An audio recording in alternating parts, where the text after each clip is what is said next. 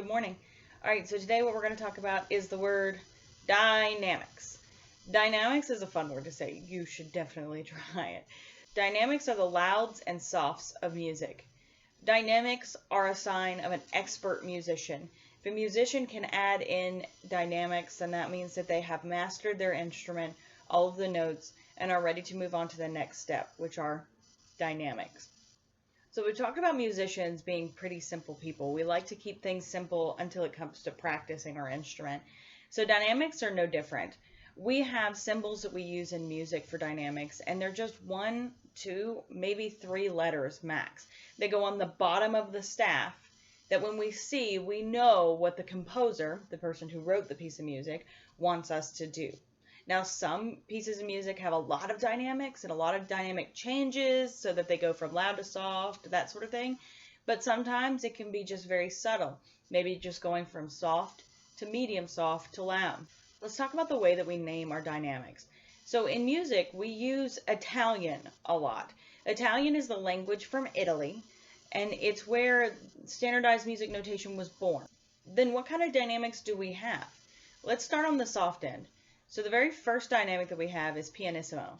This is as soft as you can play with a good sound.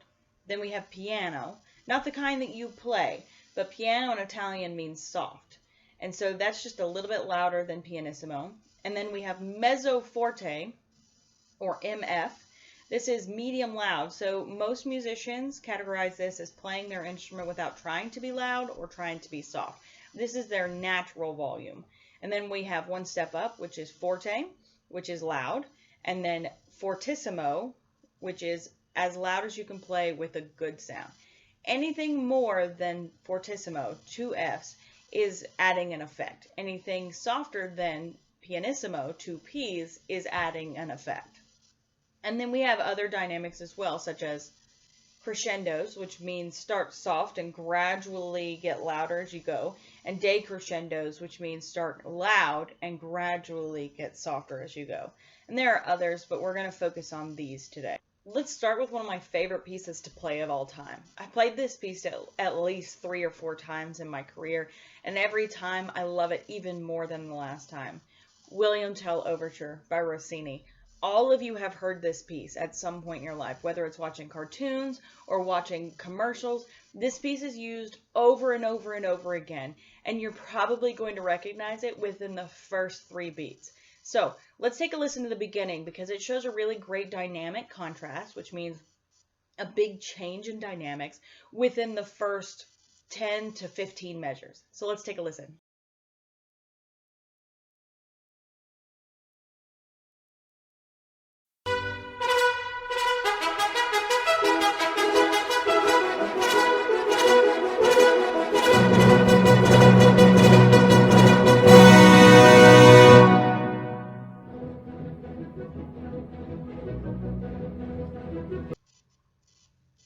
So what'd you hear?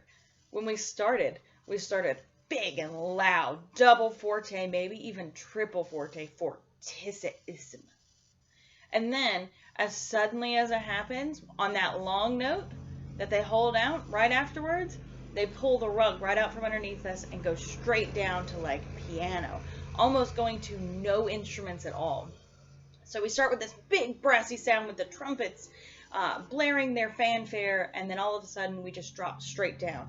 It's one of the best examples of going from super loud to super soft. Rossini was great at this, and he absolutely adored using this technique as a way to keep people interested and invested. Now, this part of the opera that Rossini wrote is supposed to sound like horses being let out of a gate and running. So if you heard that, it's exactly what Rossini wanted you to hear, and it's one of the most iconic melodies and beginnings to an overture in musical history. So I hope you enjoyed that. That was a great example of immediate dynamic change, meaning going from super loud to super soft. But the next one I'm going to show you by Peer Gynt is Hall of the Mountain King. And you've heard this before. It's one of my all-time favorite pieces as well. I've never played it, but I listen to it all the time because it's just such an iconic piece of music. So Peter Gynt wrote Hall of the Mountain King, and if you watch the Line Rider video, this is the song that's behind that. And that's also a great way to visually show the change in tempo, the speed, and the change in dynamics, the louds and softs. So this is a great example of gradual dynamic change.